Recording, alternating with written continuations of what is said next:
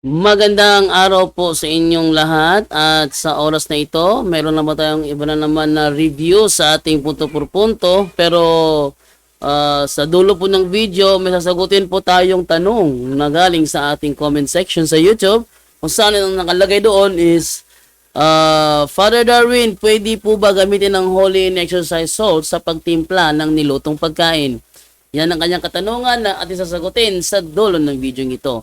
Kaya nawa sana ay panoorin po ninyo hanggang sa dulo at sa oras na sagutin ko na po ang naturang katanungan. Kaya wala po nating patagalin, simulan na po natin.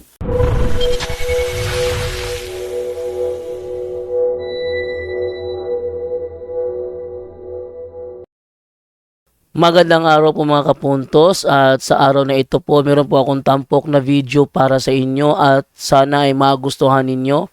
Kaya sa mga bago pa po sa aming channel, please po don't forget to hit the subscribe button at ang notification bell para maging notified kayo sa bawat video na ilalabas ko sa channel na ito. At bilang kahilingan po ng punto por punto team at naway maintindihan po ninyo, sana po wag nyo pong i-skip yung mga ads sa aming mga video. Sa maliit na bagay na po na yan, malaking tulong po yan sa ating programa at sa ating ministry. Sana po maunawaan po ninyo. Maraming salamat po, kaya wag na po natin patagalin. Simulan na po natin.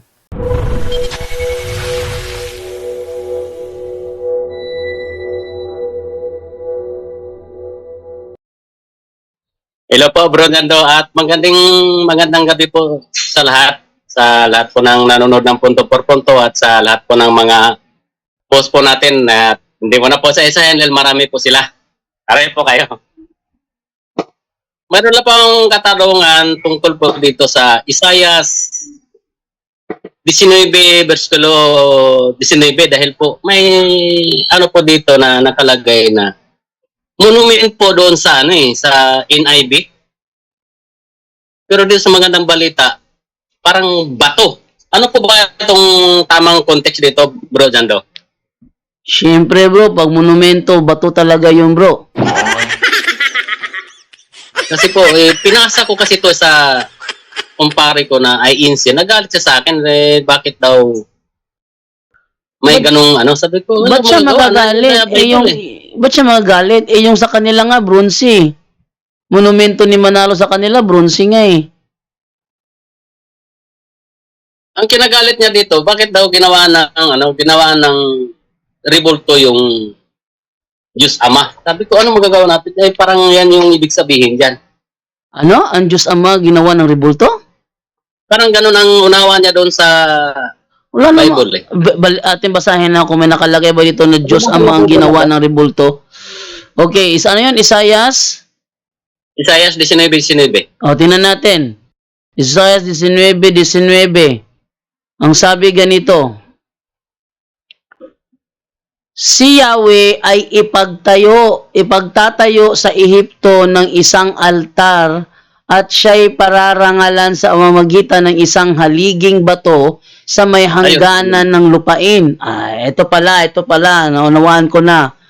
Si Yahweh, yung Diyos Ama, gawa ng altar sa pamamagitan ng isang haliging bato. Yung haliging bato, hindi yun ang Diyos Ama. Hindi yun rebulto ng Diyos Ama. Ang sabi dito, gagawan siya ng altar sa pamamagitan ng isang haliging bato sa may hangganan ng lupain. Yung bro, para bang ano ba may example ko rito? Para bang yung maganda example dito, yung bronze na ahas. Oh, yung bronze na ahas.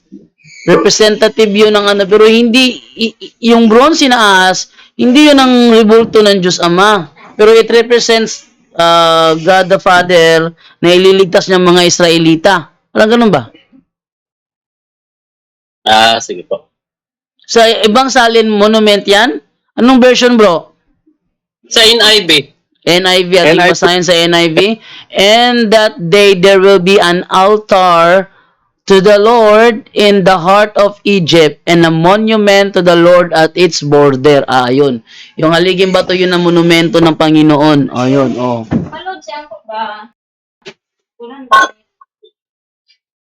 Sige po, sige po. Salamat po. Yun na po ang katanungan ko, Bro Janto. Gusto ko lang maliwanagan kasi parang ano kasi, naguluhan siya doon sa nangyayari dahil magkaiba yung NIV at saka doon sa ano daw, sa kanilang King James version. Salamat Sige. po. Second question, bro. Wala na po, Bro Janto. Makikinig lang po.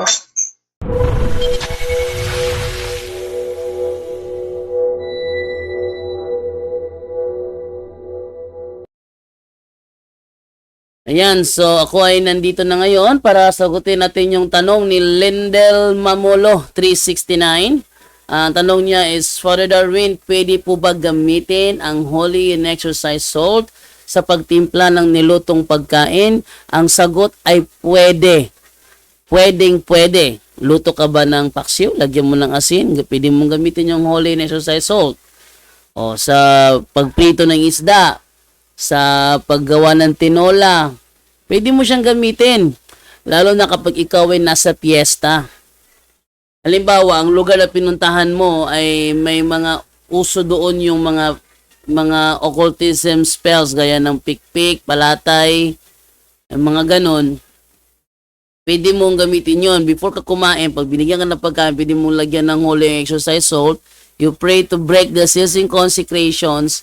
And then pagkatapos niyan, lagyan mo basta mo ng konting holy water, and then mag-i-bless mo yung pagkain mo. Prayer na to bless your food, hindi mo nang kainin yon. Kahit na ano pa hindi nakapangyarihan ng occultismo nilagay dyan, siraya pag nilagyan mo ng holy and exercise salt, at nag-pray ka ng prayer to break seals and consecrations. Yun po ang ating kasagutan sa naturang katanungan. Maraming salamat po. Pamaya-maya konti, abangan po ninyo ang ating mga review sa mga nakaraang video din sa punto por punto, kung saan sa dulo ng video ay may mga comment section na kung sasagutin. Kaya sa mga gustong mapansin ng kanilang mga tanong, mag-comment down below.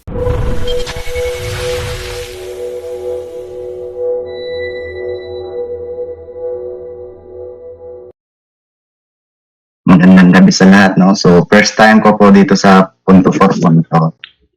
Then, siguro, dadirect na lang po ako to the point. Kasi po, meron kasi akong kapatid, bali atik po siya, tapos, umanib siya sa ibang iglesia. Then, medyo, yung last vacation ko po kasi medyo parang nagkatalakayan ng kaunti.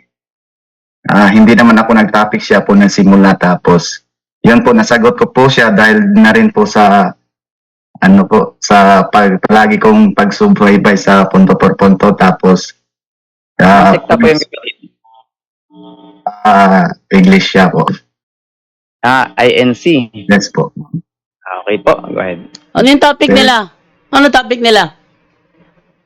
Actually, Brad, yung topic is yung iglesia nila, yun talaga yung nakakapagligtas daw. Paano? Doon nagsimula po. Paano makakapagligtas ng tatag ng isang tao na hindi naman inuus ng Panginoon? Yan nga yung sinagot. Actually, hindi ko po naman siya sinagot. Bali, parang mga up to 10 minutes, parang salita siya ng salita sa kagandahan ng iglesia nila, na nakikinig lang ako kasi narinig ko naman din sa inyo na kapag magtalakayan, pag walang, parang walang halaga, ay hindi na dapat, patulan ba? So, hanggang hindi ko na talaga natiis, nasagot ko siya. So, yung mga tinanong na, yung founder, saan nagsimula, mayroon bang connection, yung natanong ko na sa kanya. Then, hindi siya makasagot. Siguro, hindi rin tinuro sa kanila. Then, last Saturday, kahapon, nagdala ng ministro sa tindahan namin para daw malinawan ba. So, nagdala sila ng ministro doon sa tindahan namin. Tapos, kinontak nila ako sa yung pinakapanganay namin, kinontak ako kung ano bang dapat itanong daw. Kasi nagdala ng ministro doon sa tindahan namin. Yung lang naman, Sige, go. yung dapat ko bang kasi sa sarili ko, parang naisip ko kung meron po ba akong kasalanan na nahayaan ko po yung kapatid ko na parang tao nito maligaw ng ng landas ba na pinili. Hindi kasi nila talagang maisip na kung saan talaga ang reliyong Katoliko, saan talaga nagsimula. Ay, napakadali lang naman alamin kung saan nagsimula ang Katoliko eh. Search mo sa Google, Catholic Church. Search mo lang, Catholic Church. Paglabas sa Google niyan, tingnan mo saan ang origin niya. Ang origin niya ay doon sa Holy Land. Nasaan yung Holy Land? Nasa Jerusalem. Kailan? 1st century sa Holy Land. At yung Holy Land na panahong yun, under sa Roman Empire. Ngayon, yung INC na kanyang haniban na tatag ni Felix Manalo, saan ang origin nun? Punta Santa Ana, Manila. Oh, ba't doon ang origin? Tapos, sino ang founder? Si Felix Manalo. Pero yung Catholic Church founder, ang i-search mo sa Google, lalabas, Jesus Christ. O, tamo? So, at saka, kung sila ang tunay, bakit ang kanilang anniversary hindi pa umaabot ng 1,000? Oh. Kung sila ang tunay na iglesia, ba't wala silang ginawa nung panahong binubuo ang Biblia? Sabi nila, nung panahon yung talikod ng iglesia, ibig sabihin, ang iglesyang bumuo ng Biblia ay mga iglesyang natalikod sa katotohanan. Ba't nila inadapt ang Biblia? Malaking tanong yan. Ba't nila inadapt ang Biblia? Ang gumawa pala, ito, nag-compile ng Bible, St. Jerome, utos ni Pope Damaso, nilagyan ng New Testament. Sabi nila, yan ang iglesyang tumalikod. So, ibig sabihin, ang nag-compile ng Bible, yung iglesyang tumalikod, yun ang nag-compile ng Bible. Kasi sa kanila kasi, ang Iglesia Katolika, sila yung iglesyang tumalikod, ang siyang nag-compile ng Bible. O, sige, Iglesia Katolika ang tumalikod. Ibig sabihin, ng kanilang Biblia ang ginagamit, bunga ng iglesyang tumalikod. Ba't sila gumagamit ng Biblia? O, malaking tanong yan. Napanood mo yung talakayan ko kanina? Yung kaninang hapon, napanood mo yon? Yes. Oh, nahirapan siya sa pagsagot na personal. Nahirapan sa pagsagot tungkol sa sa pagbuboto. Hindi kailanman magiging tunay na iglesia ang tatag ni Felix Manalo. Kung napanood nyo ang pelikulang Felix Manalo na pinagbidahan ni Dennis Trillo, nandoon ang kwento. Siya ang nagsumikap na maitatag ang iglesia. Galing siya sa Badista, nagsaliksik, nag-aral, nagkulong sa kwarto sa loob ng 3 gabi, 3 araw. Paglabas niya, nagulantang pa nga yung yung kanyang asawa na panahong yun. At doon na niya diniklara na siya ay ang huling sugo. Yung mga hula na tumutukoy kay Kristo, inadapt na niya, kinuha na niya, gaya nung uod doon na Jacob. Sapagkat siya'y uod at hindi tao, siya daw yun. Hindi siya yun. Then, dami siyang inangkin, yung mga niya, walang ni isa mang Bible scholar ang nag-approve ng kanyang claim na siya yung huling sugo sa huling araw. Kasi ang huling araw, nagsimula ang huling araw sa Ebreo pa. Panahon pa ni Kristo nagsimula ang huling araw O patunayan natin na ang huling araw nagsimula panahon pa ni Kristo. Sabi sa Hebreo 1:1 hanggang 2, ganito. Noong una,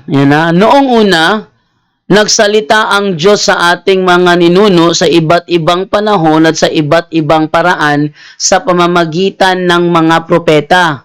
Ngunit sa mga huling araw na ito, panahon pa pala ni Apostol Pablo, huling araw na pala nagsimula yon. Panahon pa ni Apostol Pablo, ngunit sa mga huling araw na ito, Siya'y nagsalita sa atin sa pamamagitan ng kanyang anak.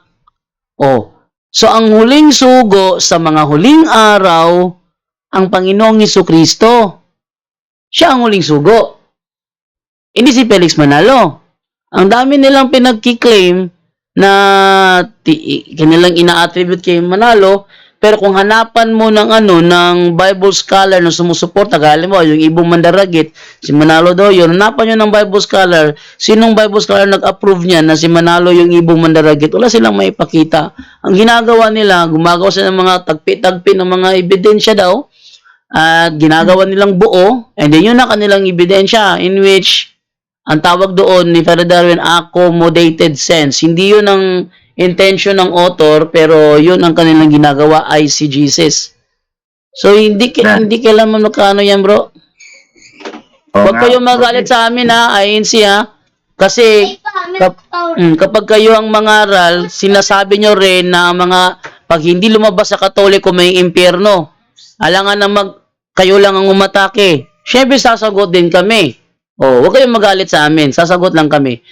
At sa aming sagot, ang tatag ng tao, gaya ni Felix Manalo, na ordinaryong tao, hindi kailanman magiging totoo. Brother Stoker? Then, thank you. So ano po dapat gawin? Kasi advice na lang po kasi Jando, Yes, Brother Windel. Mas maraming alam si Brother Windel dyan. Go ahead, Brother Windel.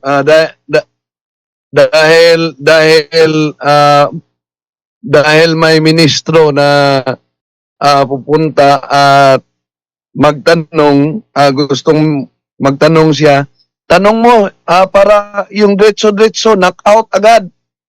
nanote ko po. Natanong na pwedeng knockout, anong tanong na pwedeng knockout agad? Ito, isulat mo, Pasugo Magazine, Mayo 1997. Pasugo Magazine, Mayo 1997. Ang may akda ay si Tomas Katangay. Sa pahina 11, ito ang nakasulat. Way back on July 27, 1914, the Church of Christ was registered in the Philippine government. The registration papers state, among other things, that Brother Felix Y. Manalo is the founder of the Iglesia ni Cristo. Ito na Pasugo Magazine nila. Isunod mo ang pagtanong sa ikalawang pasugo na lumang-luma na. Pasugo Magazine, Enero, Pebrero 1981. Ito ang nakasulat sa Pasugo Magazine. May akda dito ay si Brigido Lubao. Ano ang nakasulat sa naturang Pasugo Magazine? Ang katibayan na walang kaugnayan sa Iglesyang Tatag ni Cristo dahil nakarehistro sa Securities and Exchange Commission. Totoo ba ito? Na pag nakarehistro sa Securities and Exchange Commission, walang kaugnayan kay Kristo. Tinira nila dito ang kay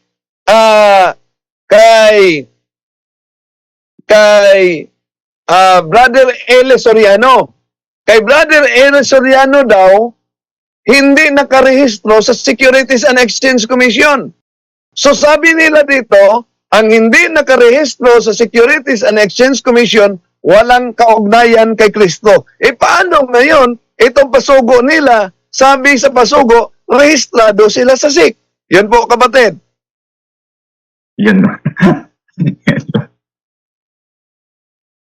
Then, ito na po. Thank you for the info, no? Kasi po, advice na lang po siguro mga bro. Kasi palagi po talaga kami inaakay ng kapatid ko. So, ano po ba, hindi na lang namin papansinin. Kasi pati yung ama namin is sinasabihan maglipat na daw ng iglesia para daw masalba ka sa mga masalba ka ba. So hindi na lang namin yung papansinin, bro, no? Naku, pag kayo lumipat, antikristo na yan. So, I think good na ko sa isa. May last na lang. Bali, personal po talaga na tanong. Ito po talaga yung bumabagabag sa isip at kaloob-looban ko. Siguro, okay lang ba kapag kung magtanong na related sa pagkabata? Bro, Sige, go ahead, bro, go ahead. kasi po, palagi po akong parang binabangungot or naginip pa na kasi may kapatid ako na parang nung bata pa kami, hindi kami masyado magkasundo. So palagi ko siyang parang nababatukan. Tapos dumating na ng time na malalaki na kami, hindi na siya walang gana na mag-school ba. So nagtaka ako kasi pag gabi napapanaginipan ko ba na ako ang may kasalanan nga nagkaganon siya. Hindi naman siya palang may mga bisyo. Parang ayaw talaga niyang sa kanyang life ba. Parang hindi na mag-school pero parang sinisisi ko yung sarili ko. So yung dati nagbata pa ako, nagkasala ako,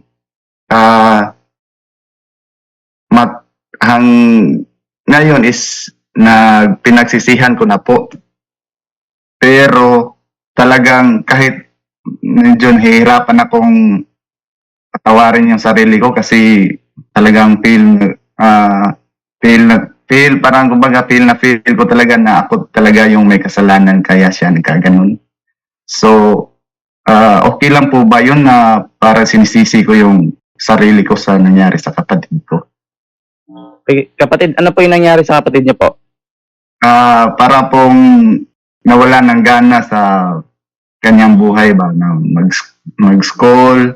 Kasi sa isip ko kasi sa mental ko baka sa palaging bato ko sa kanya nung mga bata pa kami ba. Baka nagka-epekto sa kanyang utak. Yan kasi yung nasa isip ko. Tapos nabanggit niyo po kanina na binabangungot kayo, parang ganon? Yes po. Naiiyak talaga ako dahil ramdam ko talaga sa sarili ko na ako ang may kasalanan.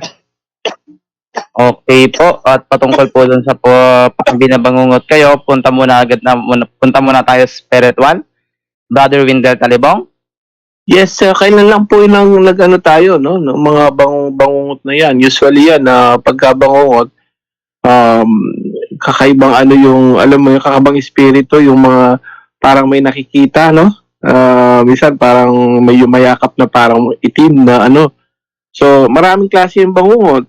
May epekto talaga, parang demonic attack yan, no? O demonic harassment. Well, tapos yung sinasabi mong parang kina-curse mo yung no? Yung kapatid mo, tama? Yung parang may sinasabi kang lagi hindi maganda. Tama po ba yun? Hindi po, physical po na na para po bang napagbubatan ng kamay ba? Pero doon sa ulo niya. Yung mga bata pa kami. Tapos, ano epekto nun? Kanyo po? Na isip ko baka kasi sa lagi kong sa kanya, pagbatok sa ulo, doon siya nawala ng ng gana mag-study, parang ganun. Bakit? Dali, kailangan malaman din na kasi broad yan. No? Marami siya, actually po, pwede maraming dahilan kung bakit bigla siya hindi nawala ng gana sa study. Baka naman may iba-ibang problema, no? Baka hindi niya kaya or minsan baka magkakaroon siya ng ibang problema na hindi natin alam. So, yung pagbatok nyo, pag nyo sa ulo naman, madalas ba yun? At yung ba yung nafe-feel nyo? Kasi depende sa no? Depende sa sitwasyon. Gaano ba kadalas na lagi yung binabatukan yung bata? Yes, dati kasi hindi ko na matanda pero talagang naiiyak po siya. Dati. Well, isa yon sa... Parang nakukonsensya po talaga ako sa sarili ko. Tapos hindi ko po mahingi ng tawad kasi nahihiya po ako sa kapatid ko ngayon. So, matagal na po nangyari yun, tama? Yes po, 30 years old na po ako. Pero, mga 14 or 15. Hindi na siya nakapag-aral magmula nung na-feel mo, binabatukan mo, hindi nag-aral. Hanggang ngayon ba, hindi na siya nakapag-aral? Nag-aaral siya until 4th year. Pero iwan ko po, inuusig talaga ako ng konsensya o hindi ko malaman kung bakit. Hindi po, ang punto natin dito, wag naman masyadong yung nyo, no, yung sarili nyo. Kasi tingnan mo rin yung sitwasyon. During that time ba, dire-diretso ba na hindi na siya pumasok sa school hanggang ngayon? Pumasok naman po siya. Yun naman pala eh. Baka may iba naman dahilan at well, on your physical injury yun, no? Medyo mali talaga yun, no? O kahit saan mo tingnan, mali yun. At sabi nga rin ni Bro Wendell dyan, pag kung ano yung laging sinasabi mo at ginagawa mo sa bata talaga, magkaka-apekto yan. May effect daw yung parang nagiging curse. Siyempre, may salita rin yung kasama, di ba? Habang binabatukan nyo, may salitang kasama, parang sinasabing, ang bobo mo, parang curse daw yan, nagiging curse kapatid. So, posible yan, but not in general, kasi hindi natin alam ang nangyaring totally dun sa bata. But on your part, totoo po yun. Yung mga sinasabi mo, nakaka-epekto. Lalo yung mga magulang ngayon. No, actually, nasa yun, biblical po yun. Epeso, Epeso 6 nga bro, ito, biblical yan, napakaganda ng sinabi mo. Ikaw kapatid, pero ito, pwede rin sa kapatid, pwede rin sa anak, no? Napakaganda ng tanong mo. Pero, Aljan, meron ka ba yan? Sa 4? Efeso 6:4 po. Sabi po dito, ganito po, Bible show. Ito po ang nakasulat.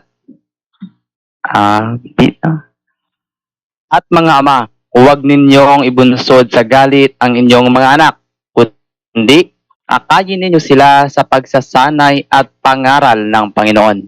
Actually, dito sa sa magandang balita Biblia ko, ang sabi rito, mga magulang, diretso siya. Huwag ninyong ibuyo sa paghihimagsik laban sa inyo ang inyong anak dahil sa malabis ninyong kahigpitan. Letra por letra, may mga katulad nyo, kayo nakatatandang kapatid. Sobrang kahigpitan nyo, yung sinasaktan nyo na yung kapatid nyo. So dito, wag ninyong ibuyo sa paghimagsik, kaya lumalaban sila. So the possibility, sabi nyo posible yun na isa yun sa dahilan, but in general, hindi natin totaling alam, no? Pero kagaya na sabi mo, sa biblically, bawal po yun, no? Marami ka maano sa Biblia na bawal manlait, bawal ka magsalita ng masasama. At sabi nga ng ating Panginoon Jesucristo, Mateo 12:48 or 22:36, ano sabi doon na hahatulan talaga tayo sa ating mga salita, no? At lalo na sa gawa. So, lahat yan ng masasamang, kung ano man ang ginawa mo sa kapwa mo, ginawa mo rin sa akin. Marami kang mabibas ng talata. So, in other words, yung ginawa mo yun, posible, may mga pwede natin isang pwede yun ang isang dahilan ng kapatid. So, don't worry, kaya nga nandyan yung Sacrament of Reconciliation. So, ikumpisal mo po yun, and then para malinis na ang konsensya mo kapatid. Ang lahat naman tao habang nabubuhay, may pag-asa kapatid, no? May pagkakataong magbagong buhay at yun nga, no? Tagalin na yung lahat ng mga masasamang ginawa dati, general confession, lahat ng ginawa natin nung bata tayo, naisip natin, general confession natin. Mabubura lahat yan kapatid, walang problema yan, don't worry. Sige. Thank you. Medyo na kumaan yung pakiramdam ko kasi dati hindi ko talaga mapatawan yung sarili ko, mga bro. Wag yung gawin lahat na ganyan, walang ganon. Isaias 1:19 nga bro, walang ganon, wag yung sisingin sarili nyo, normal yun, bilang tao, kaya nag-institute na malinaw ang ating Panginoon Jesucristo ng Sacrament of Reconciliation or yung confession. Kasi nga, dahil yun sa mga makasalanan na iniisip nila ay hindi na napapatawad, no? Isaias 1, bro Aljan? Ano nga ba? 19? Yes, 1. Isaiah 1:9. 19. Okay. Tingnan natin po. Ito po ang nakasulat sa Isaiah 1:19. Sabi dito is ganito po. Kung kayo'y sasang-ayon Sorry. at magiging masunuri, 18 po, 18. 18. Sa 18 po, ito po Ayan. ang nakasulat. Sabi dito, pumarito kayo ngayon at tayo'y mga tuwiran sa isa't isa.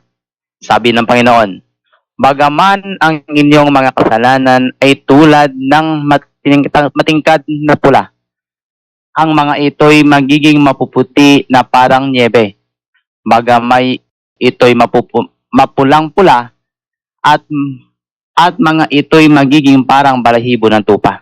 Yan, actually, dyan, nasanabi sa ibang talata, yan, gaano ka man, no? Karumi sa kasalanan, no? Yan, kasimpula. Ito, gaano man karami ang inyong kasalanan, handa akong ipatawad ang lahat ng yan, kapatid, sabi ng ating Panginoon. So, don't worry, lahat ng makasalanan ngayon, ang punto at ang simbahan nandyan po. The reconciliation, sacrament of reconciliation is nandyan. Tandaan po natin, hanggat buhay ang tao, may pag-asa pa po tayong patawarin ng Diyos, kailangan lang lumapit tayo. Pagsisihan, go to confession, and then marirealize nyo para kayong binuhusan ng malamig na tubig na napakasarap, napakagaan, at maniwala ka, kapatid. I-try mo yan at gagaan ang pakiramdam mo, kapatid. Alright. Thank you. Thank you. Maraming salamat po talaga. Yes, thank you so much, Brother Stoker. At isa dito may nag-comment sa Sorry akin, ko, sabi niya, medyo naiyak ako ng konti. Salamat Ayan. sa Diyos.